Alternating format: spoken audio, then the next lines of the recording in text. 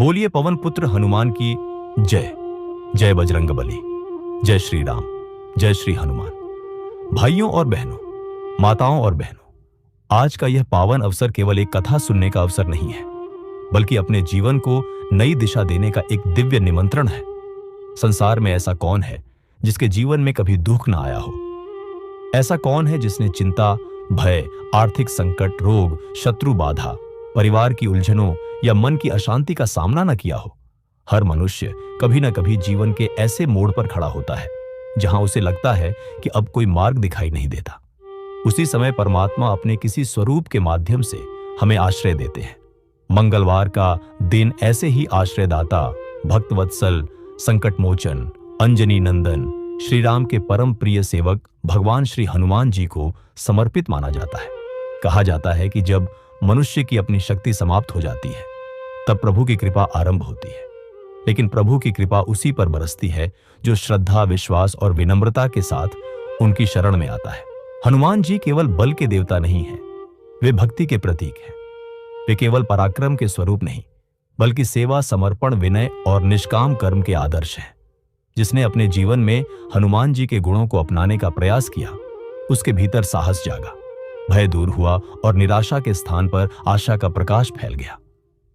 आज जो भक्त इस कथा को सुन रहे हैं, संभव है कोई अपनी संतान के लिए चिंतित हो, कोई नौकरी की तलाश में हो, कोई व्यापार की कठिनाइयों से जूझ रहा हो, कोई आरण के बोझ से दबा हो, कोई रोग से पीड़ित हो, कोई पारिवारिक कलह से व्याकुल हो और कोई अपने मन की अशांति से संघर्ष कर रहा हो।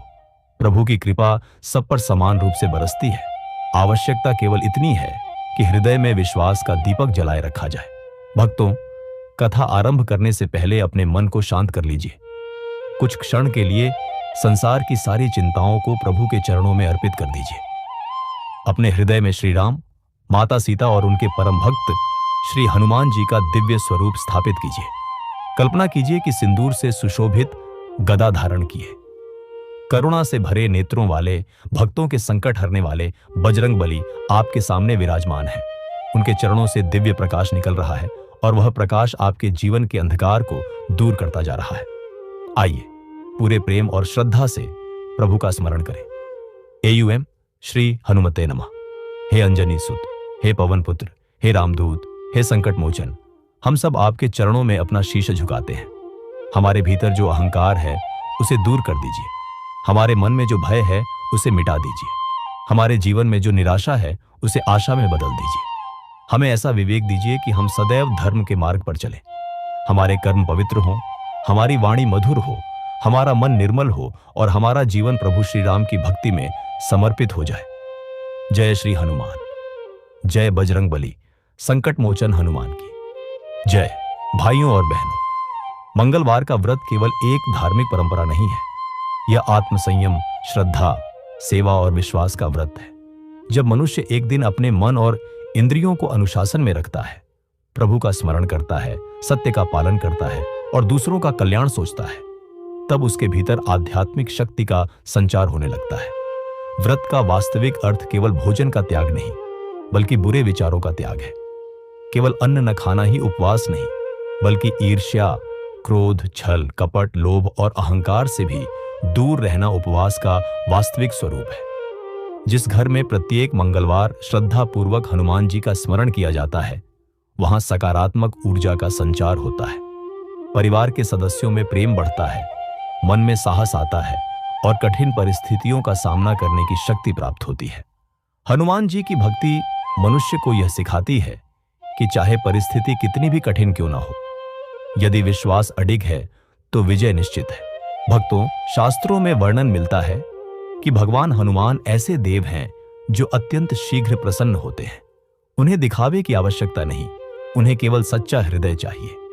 कोई व्यक्ति बड़े मंदिर में जाकर उनकी पूजा करे या अपने घर के छोटे से पूजा स्थल में दीपक जलाकर प्रेम से उनका नाम ले, यदि भक्ति सच्ची है तो प्रभु अवश्य सुनते हैं। आज की कथा भी हमें यही समझाएगी कि जीवन में आने वाली कठिनाइयां दंड नहीं, बल्कि आत्मबल जगाने का अवसर होती है। जो व्यक्ति संकट के समय प्रभु को याद करता है, उसका मन टूटता नहीं, बल्कि और अधिक मजबूत होता जाता है। श्री हनुमान जी हमें सिखाते हैं कि शक्ति का उपयोग सदैव धर्म की रक्षा के लिए होना चाहिए, बुद्धि का उपयोग सेवा के लिए होना चाहिए और जीवन का उद्देश्य केवल अपना सुख नहीं बल्कि दूसरों का कल्याण भी होना चाहिए। जय श्री हनुमान, पवन पुत्र हनुमान की जय। मंगलवार का व्रत श्रद्धा और नियम पूर्वक करने वाला साधक प्रातःकाल ब्रह्म मुहूर्त में उठकर स्नान करे, स्वच्छ वस्त्र धारण करे और अपने घर के पूजा स्थल को पवित्र बनाए। श्री राम, माता सीता और श्री हनुमान जी का स्मरण करते हुए दीपक प्रज्वलित करे। यथाशक्ति लाल पुष्प, सिंदूर, चमेली का तेल, गुड़, चना अथवा अन्य सात्विक नैवेद्य अर्पित करे। दिन भर अपने विचारों को पवित्र रखने का प्रयास करे। असत्य, क्रोध, अपशब्द और किसी का अपमान करने से बचे। यदि संभव हो तो सुंदरकांड, हनुमान चालीसा, बजरंग बाण अथवा श्री राम नाम का जप श्रद्धा से करे। व्रत का सार यही है कि मन, वचन और कर्म तीनों से प्रभु की भक्ति की जाए। याद रखिए, भगवान को भूख हमारे अन्न की नहीं, हमारे प्रेम की है। उन्हें आवश्यकता हमारे धन की नहीं, हमारे विश्वास की है। जिस दिन यह बात हृदय में उतर जाती है, उसी दिन से जीवन बदलना आरंभ हो जाता है। जय श्री राम, जय बजरंग बली, पवन पुत्र हनुमान की जय, संकट मोचन हनुमान की जय। एक समय की बात है, उत्तर भारत के एक छोटे से ग्राम में धर्मदास नाम का एक अत्यंत ईमानदार, सरल और प्रभु भक्त व्यक्ति रहता था। उसकी पत्नी का नाम सुशीला था। दोनों का जीवन सादगी से भरा था।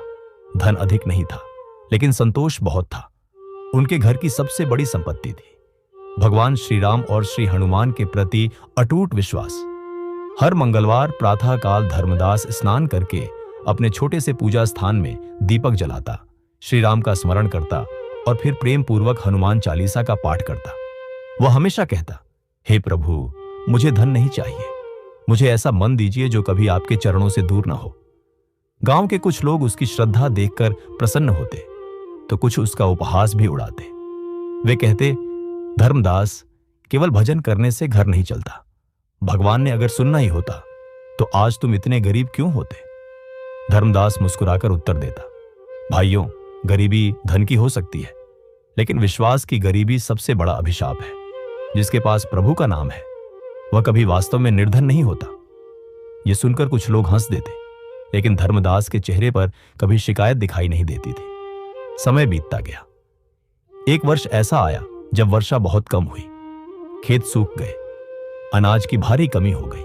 गांव के अधिकांश परिवार चिंता में डूब गए। धर्मदास के घर में भी अन्न समाप्त होने लगा। कई दिनों तक उन्होंने केवल थोड़ा सा भोजन करके ही संतोष किया। एक दिन सुशीला ने नम्र स्वर में कहा, स्वामी, घर में बच्चों के लिए भी अन्न नहीं बचा है, क्या करें। धर्मदास ने शांत स्वर में कहा, चिंता मत करो, जिसने अब तक संभाला है वही आगे भी संभालेगा। हमारा कर्तव्य है परिश्रम करना और विश्वास बनाए रखना। उस दिन भी मंगलवार था। घर में तेल बहुत थोड़ा बचा था। सुशीला बोली, आज दीपक कैसे जलेगा।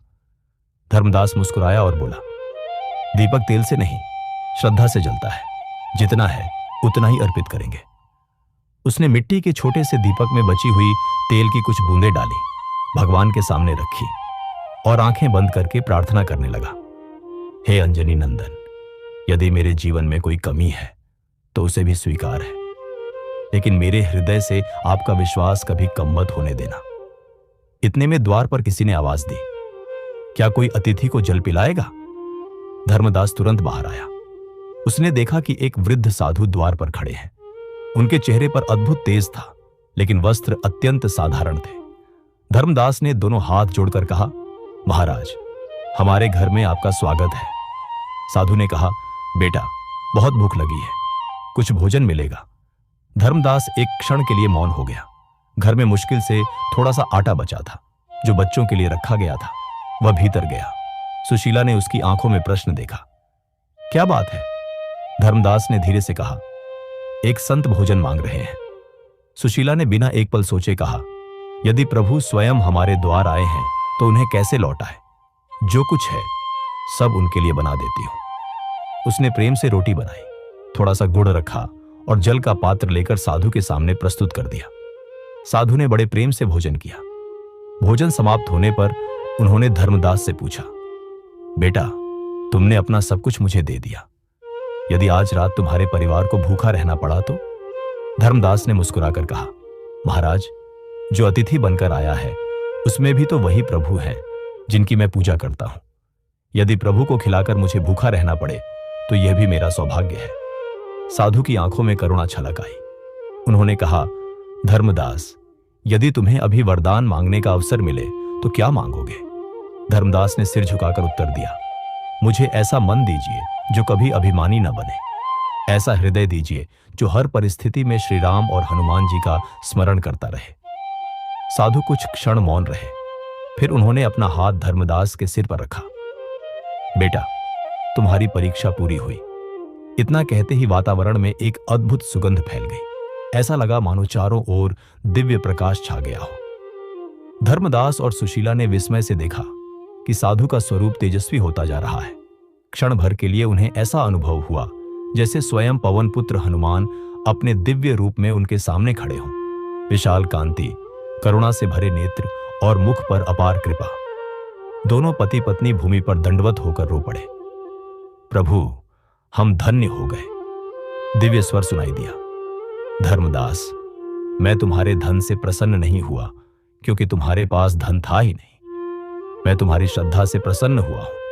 संसार में अनेक लोग सुख मिलने पर मेरा स्मरण करते हैं, लेकिन जो दुख में भी विश्वास नहीं छोड़ता वही मेरा सच्चा भक्त है।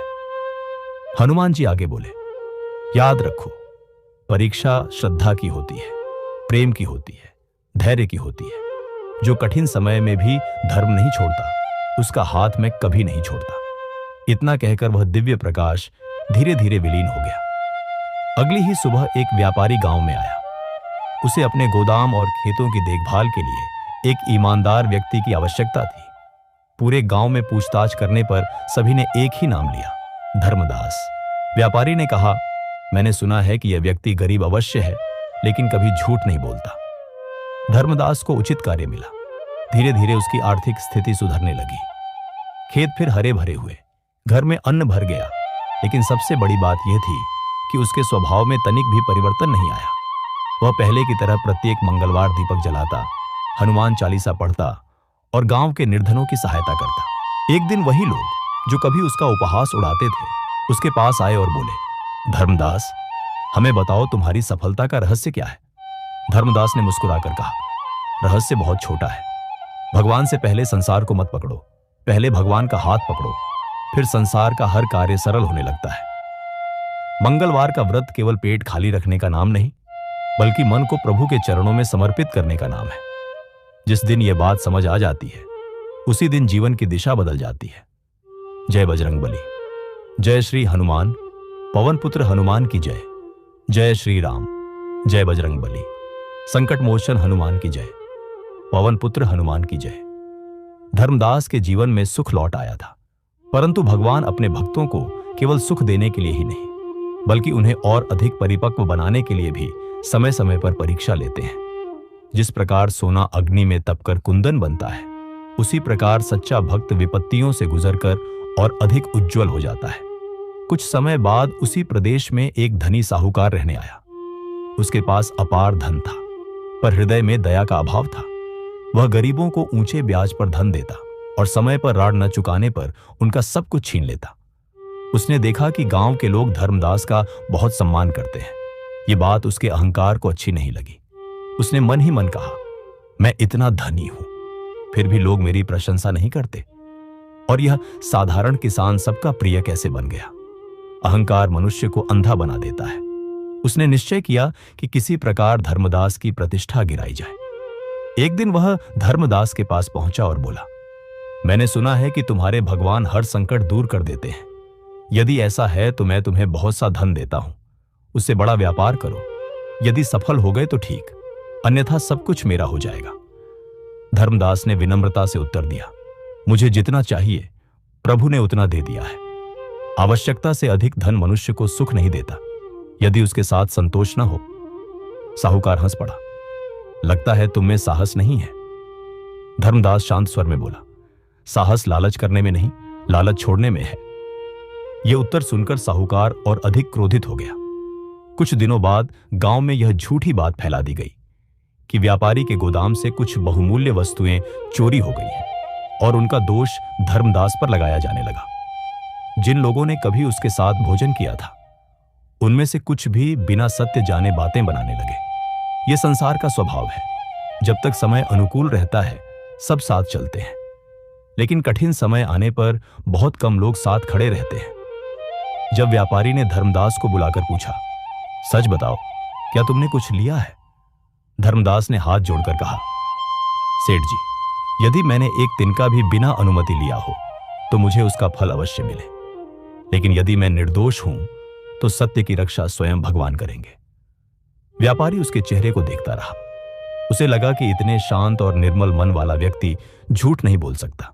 फिर भी उसने कहा, जब तक सच्चाई सामने नहीं आती तुम्हें काम से अलग रहना होगा। धर्मदास ने बिना विरोध किए सिर झुका दिया। उस रात मंगलवार था। वह पहले की तरह मंदिर पहुंचा, दीपक जलाया, हनुमान जी के चरणों में बैठ गया।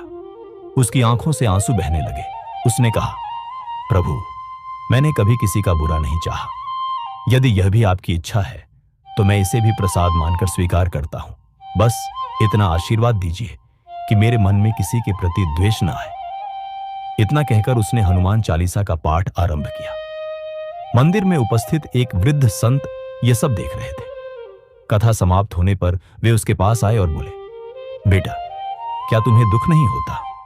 धर्मदास ने मुस्कुराकर कहा, दुख तो होता है महाराज, क्योंकि मैं भी मनुष्य हूं, लेकिन मेरे दुख से बड़ा मेरा विश्वास है।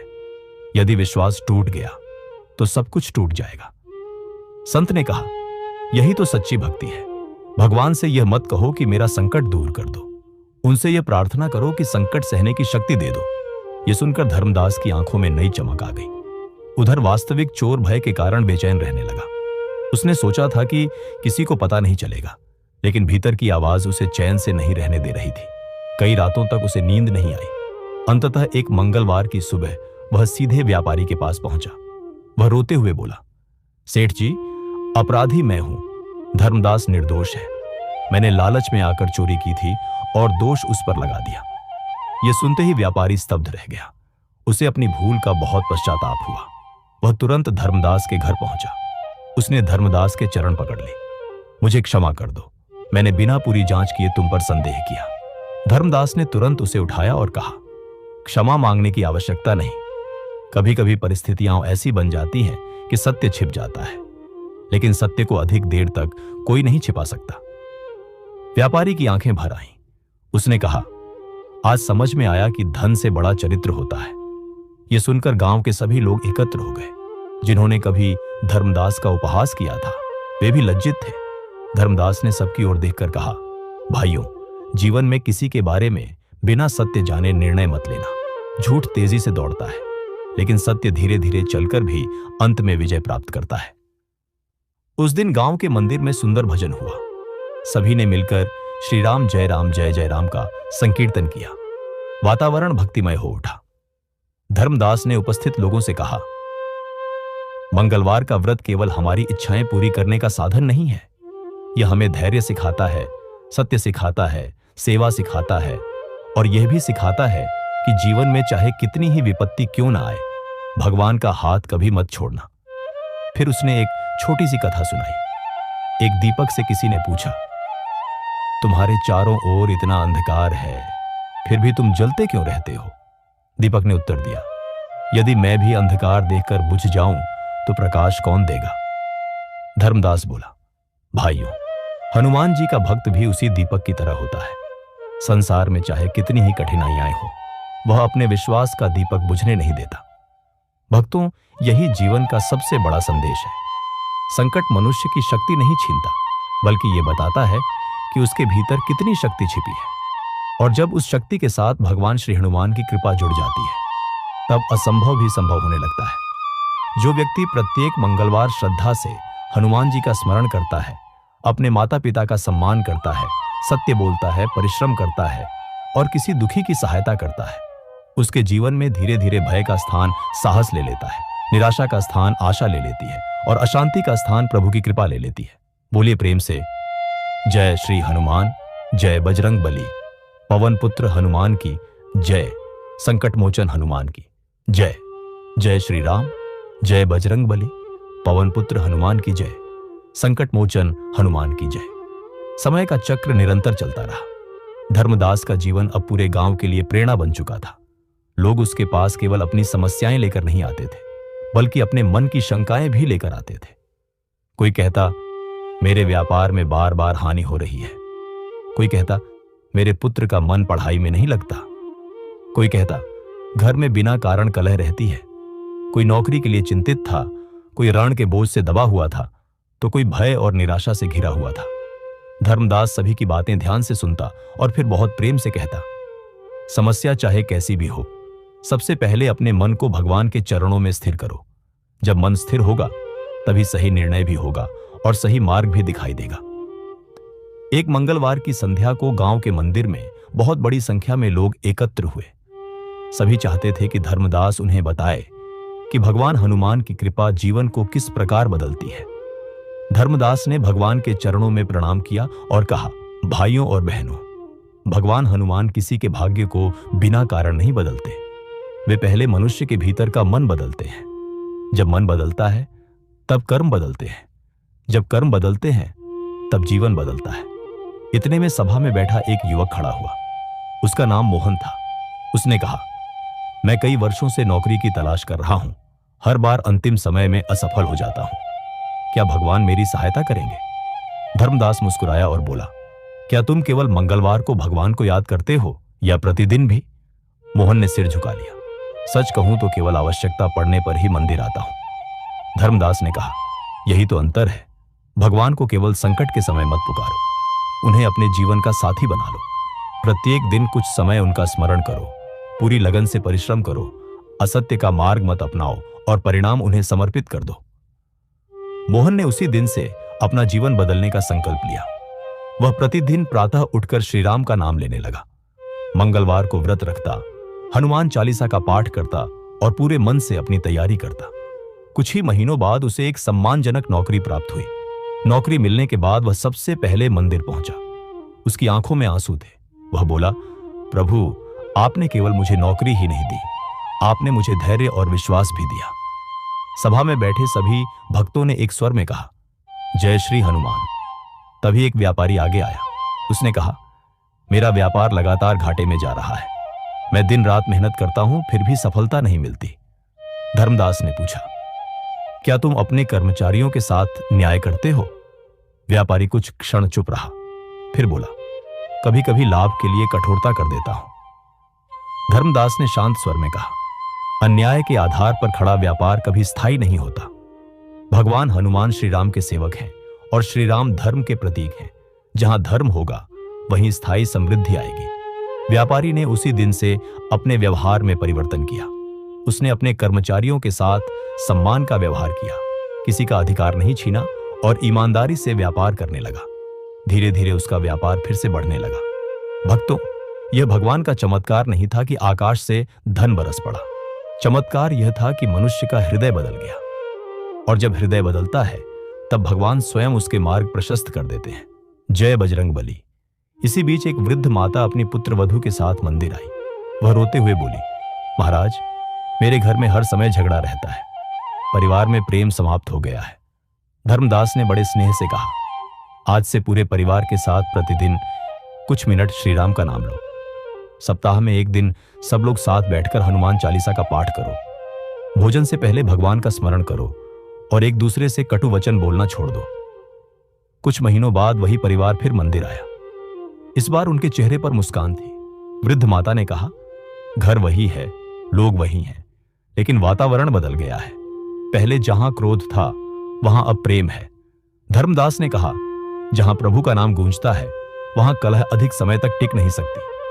भक्तों, जीवन का सबसे बड़ा मंगल दोष केवल ग्रहों का नहीं होता।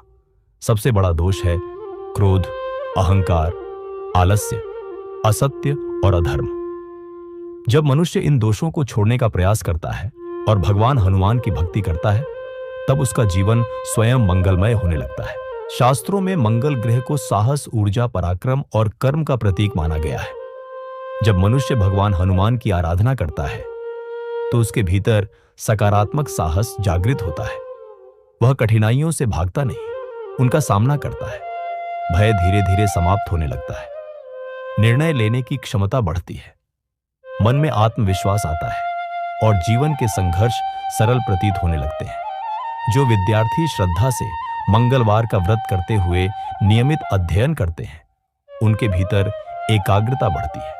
जो व्यापारी सत्य और ईमानदारी से व्यापार करते हुए प्रभु का स्मरण करते हैं, उनके कार्यों में स्थिरता आती है। जो नौकरी करने वाले लोग अपने कर्तव्य को पूजा मानकर कार्य करते हैं, उन्हें सम्मान और उन्नति प्राप्त होती है। जो परिवार प्रेम, सेवा और भक्ति का वातावरण बनाते हैं, उनके घर में सुख शांति का वास होता है।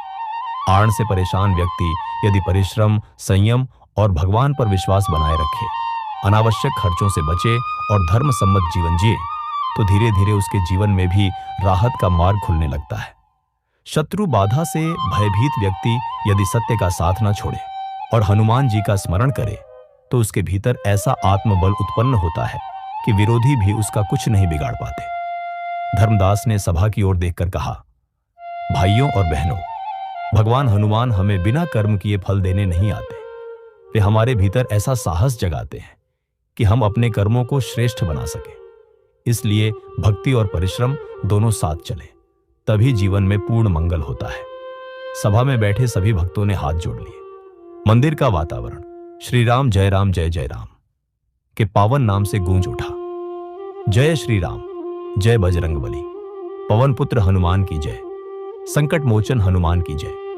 भाइयों और बहनों, कथा का समापन होने वाला है, लेकिन भगवान की कृपा का कभी समापन नहीं होता। कथा समाप्त होती है ताकि उसका संदेश हमारे जीवन में आरंभ हो सके। यदि आज की इस कथा से हमारे मन में भक्ति का एक दीपक भी प्रज्वलित हो गया, यदि हमारे भीतर सेवा का एक भाव भी जाग गया, यदि हमने यह निश्चय कर लिया कि जीवन में सत्य और धर्म का मार्ग नहीं छोड़ेंगे, तो समझ लीजिए कि भगवान श्री हनुमान की कृपा हम पर बरस चुकी है।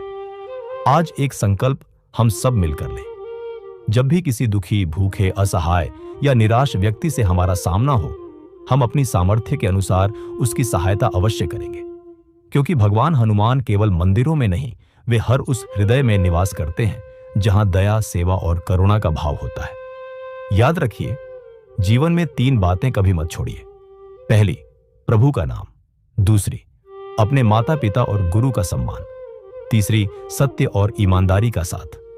जिसने इन तीनों को अपना लिया, उसका जीवन चाहे धीरे धीरे ही सही, लेकिन निश्चित रूप से प्रकाशमय हो जाता है।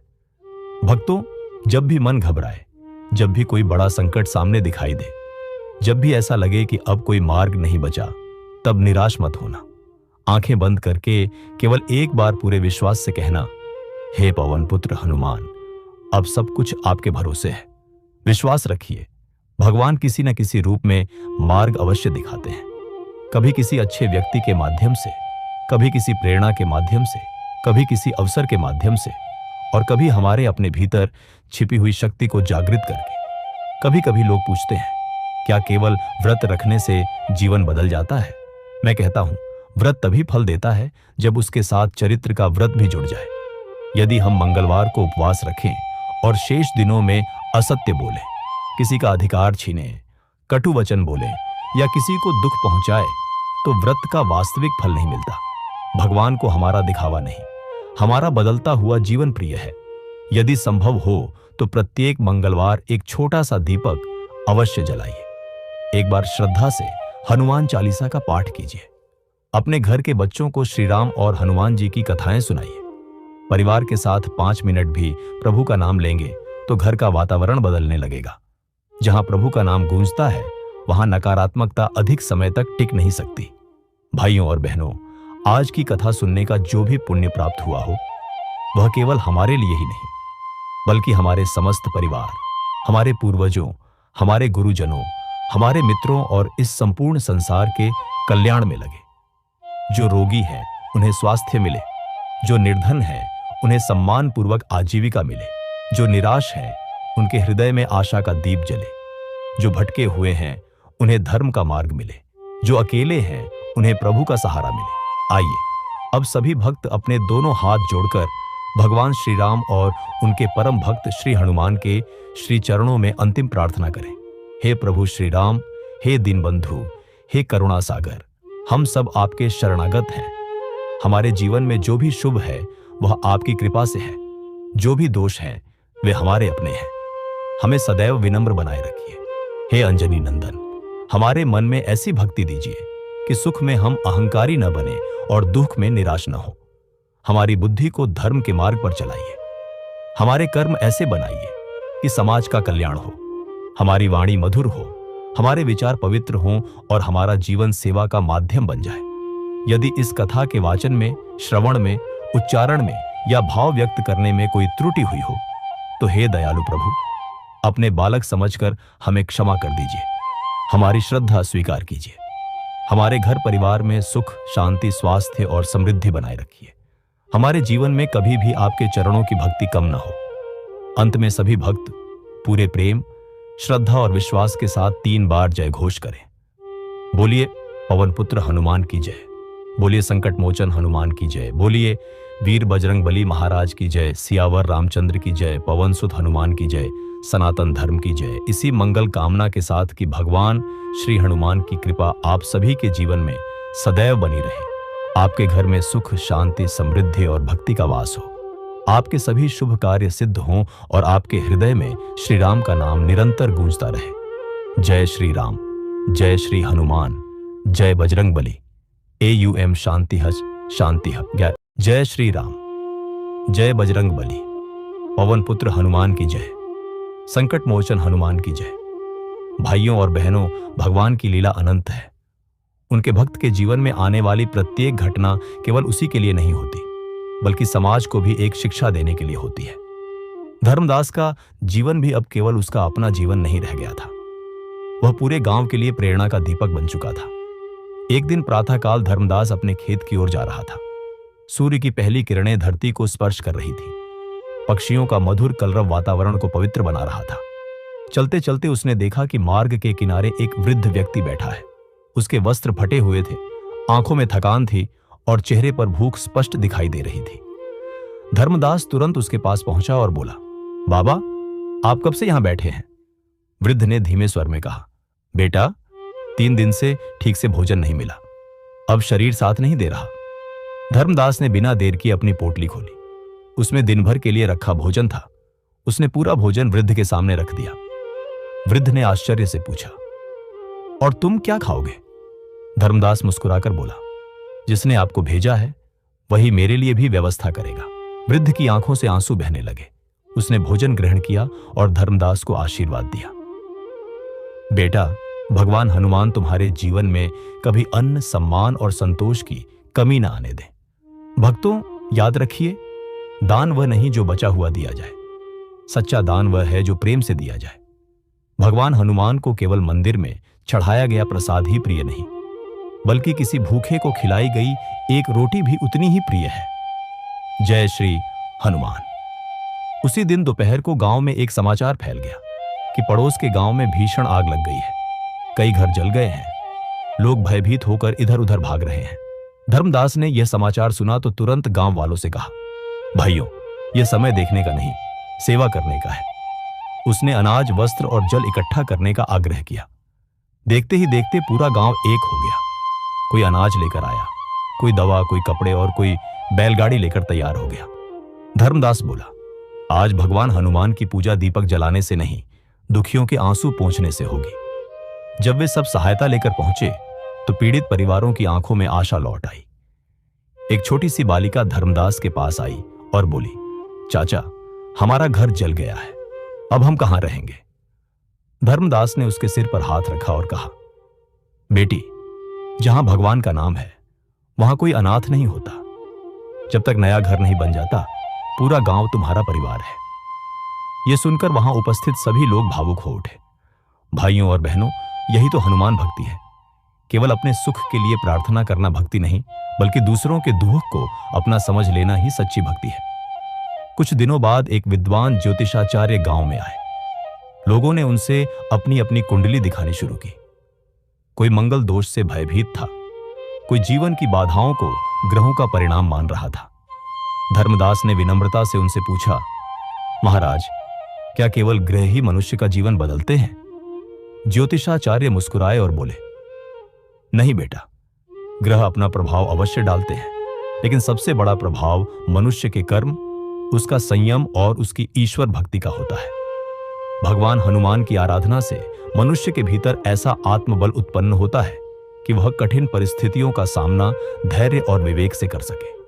धर्मदास ने गांव वालों से कहा, इसलिए भय में मत जियो, भगवान पर विश्वास रखो, अपने कर्म श्रेष्ठ बनाओ, माता पिता का सम्मान करो, किसी का अधिकार मत छीनो और प्रत्येक मंगलवार श्रद्धा से हनुमान जी का स्मरण करो। यही सबसे बड़ा उपाय है। उस दिन मंदिर में संध्या आरती के समय वातावरण अत्यंत अलौकिक हो गया। सैकड़ों दीपक एक साथ जल उठे। बच्चों के मुख से जय श्री राम का उद्घोष हो रहा था। वृद्ध भजन गा रहे थे, महिलाएं मंगल गीत गा रही थी। ऐसा प्रतीत हो रहा था मानो पूरा गांव भक्ति की गंगा में स्नान कर रहा हो। धर्मदास ने हाथ जोड़कर कहा, हे प्रभु, यदि हमारे गांव में कभी अभिमान आ जाए तो उसे विनम्रता में बदल देना, यदि कभी लोभ आ जाए तो उसे संतोष में बदल देना, यदि कभी भय आ जाए तो उसे आपके नाम के साहस में बदल देना। उसी क्षण मंदिर की घंटियां एक साथ बज उठी।